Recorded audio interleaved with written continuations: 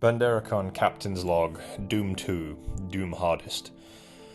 Right, so I already jizzed all over Doom 2016, but that does not compare to the experience that is Doom Eternal. Doom Eternal cannot, in my opinion, be broken down into individual layers like most games can. So when you talk about gameplay, graphics, story, world building, the soundtrack, it is an experience altogether. It is perfect individually, but I do not believe it is divisible in any meaningful way. So I cannot think of the soundtrack, especially BFG 9. I think it's BFG 9001, which is obviously taken from BFG 9000, which was Doom 2016. But shut up for a minute. I can't think of anything cultist based, any of those tracks by Mick Gordon, without immediately thinking about the absolute mosh pit that is Doom Eternal. And the advertising for it was absolutely perfect. Again, the only thing they fear is you. I came about this close to getting a Slayer mark tattoo somewhere on my body. I'm not going to say where. It was perfect. It made the original Doom 2016 seem like your average slogging COD shooter with about 3 seconds of sprint by comparison. It was faster, meaner, dirtier, required a whole new level of skill. I played it on the second highest difficulty. I believe that's ultra-violence, and I got my shit knocked loose many goddamn times. You needed to be on your game. And I've seen some people do some unbelievably flawless runs. I've even seen one where some dude took on about 30 of the... I forgot the name. It's the anti-Slayer thing that everyone lost their shit over because it broke the rules of the game. I've seen some people do some incredible stuff. All I know is that the game was hard enough to punch me in the dick repeatedly and make me like it and make me want more. It was, without a doubt, the perfect escalation of the series, both in scope, in quality, in just everything that made Doom 2016 good was made better. I cannot say that there is any element that was less than the original, with one important exception that I'll get back to in a minute. So you've already packed in what was previously described as like the Berserker dance from 2016, and you've given it an IV of crack and Red Bull. You are on the move. You are air dashing. If you are not at any given point doing a perfect 10 out of 10 floor gymnastics routine while firing at least 3 different guns in chain, you are doing something wrong. It is possible to beat the game by inches and sort of just carefully snipe at things, but you're kind of missing the point then. The whole point of the game is to herd them like some kind of sheepdog on crack while pounding artillery and various projectiles into them over and over and over and getting them glory kills to deal with the probable chip damage that you're going to take from running into various other enemies and mobs. And even then you've got there's one type of enemy that just will like throw shields around, like little shields as interferences, which was delightfully frustrating. I really must give props to id for taking the time to think about the kind of enemies they wanted to be in Doom. Like everything from the trash mobs, which you're basically just using to farm ammo and health, to the end level bosses.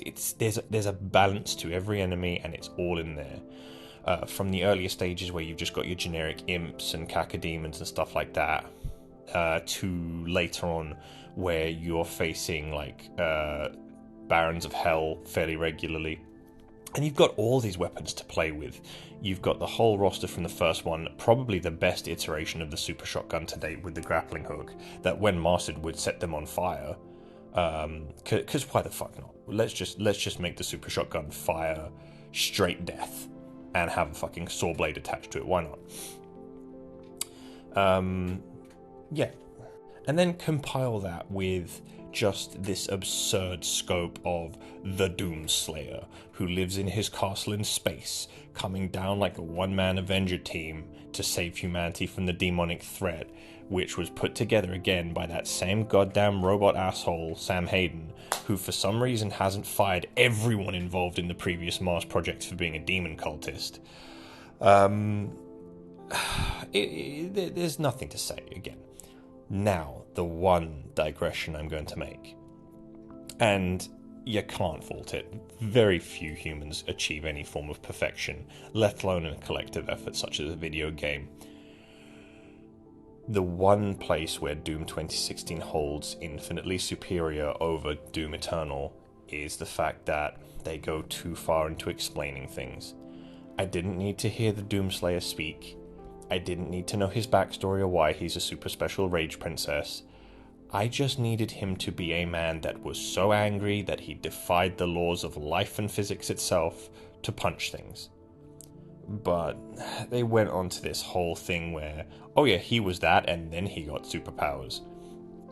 Sometimes the imagination is the best thing to lean on, and they did their very best to undermine that. And then it went even further into Doom Eternal: The Ancient Gods Part 1 and 2.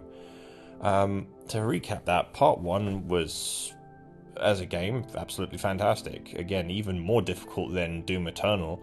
The final boss especially was an absolute jungle gym laser tripwire of absolute bullshit while facing enemies that were even more cooked up than normal, that you needed to kill 2 or 3 times over, thanks to the new possession mechanic. The one thing I can give myself credit for more than anything is never taking the easy way out and changing the difficulty or taking the damage reduction perk. And for that I will be eternally thankful. But I never played The Ancient Gods Part 2. It got mixed as fuck reviews. The whole idea, the last boss, I've seen the gameplay, looks really poor. And given the Icon of Sin was the final boss from Doom Eternal, and that felt good, I remember the frantic scrabble of that boss, and just... yeah, the other one doesn't even seem to hold up a candle. Some of the mini-bosses in Doom Eternal were quite difficult for me. There's one that's like a laser cube with eyes. I took a few goes on that one, I won't lie. Which neatly answers the whole point of Doom 2016 not having as good bosses, when they just absolutely wiped the floor with me in Doom Eternal. Also, obviously, the whole controversy with Mick Gordon getting screwed over by id, and then being replaced by, I think it's Andy Hulshult, who... to his infinite credit, has worked on some fantastic things. I have forgotten the names of the games he's been on, but he's a fantastic songwriter and musician. I can't fault him. I will say that it's a commonly noticed thing that the music balancing was a little bit off in the later games, but small complaints I can't say I ever noticed over the throbbing erection that I had through most of it. I will say that they went too close to the sun with the final one, The Ancient Gods Part 2, and a lot of people didn't like that, to the point to this day there's still mixed reviews on Steam. They added too much. They fucked with the fundamentals. If I were to make any changes on Doom Eternal, I would have just kept the Doomslayer as this completely mythical figure. I would have also kept the original armor configuration without him having gaps for his biceps, but that's just a personal taste thing. Some people had him rocking around like Conan the Barbarian. That was actually nice because you got to have all the you got to unlock all the different suit types, even the original Doom Slayer, which was pretty fucking cool. I have unloaded as much as I can. I think there's only one way I would ever really say more, is if I finish The Ancient Gods Part 2, and I'm in absolutely no rush to do that. Doom Eternal was perfection. Doom Eternal Ancient Gods was still pretty damn good, though I would say kind of leaning more towards the things I didn't like in the series. And wherever it goes from here on, I'm going to say that I'm tacitly interested and hopeful. It's nice to see something that just isn't disappointing at every corner. Today's call to action will be, I want you to get up and I want you to run a mile. I don't care how quickly or slowly you do it in, I just want you to do that for me. Do that, come back to me, wait for the next episode. Peace.